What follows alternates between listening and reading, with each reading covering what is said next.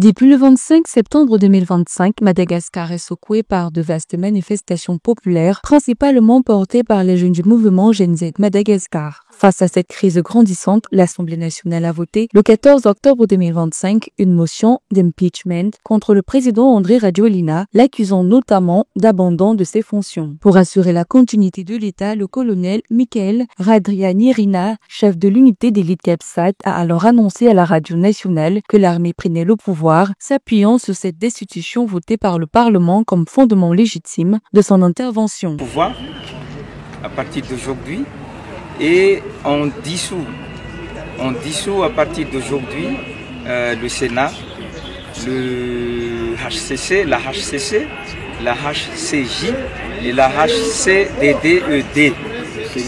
Et la CENI. Selon plusieurs observateurs, cette crise survient dans un contexte où le président déchu, Andry Rajoelina, faisait face à une crise de légitimité. Le mouvement Gen Z Madagascar a manifesté une colère nourrie par des problèmes liés aux coupures d'eau et d'électricité, à la vie chère, la corruption, mais aussi par une profonde frustration face à l'inaction du pouvoir. Pour les observateurs, le ralliement d'unités de l'armée, notamment le CAPSAT, aux manifestants illustre l'effritement de son soutien institutionnel. Quand un peuple est opprimé, quand un peuple souffre, quand un peuple passe d'un stade où on ne peut pas savoir si on a l'électricité, on a l'eau et l'inflation qui ne cesse pas d'augmenter, il n'y a pas de perspectives pour les étudiants sortant de l'école pour des travails dignes de son nom, on ne peut pas se soigner comme il faut, on ne peut pas aller à l'école comme il faut, c'est à un moment donné, il y a ce qu'on appelle l'explosion sociale.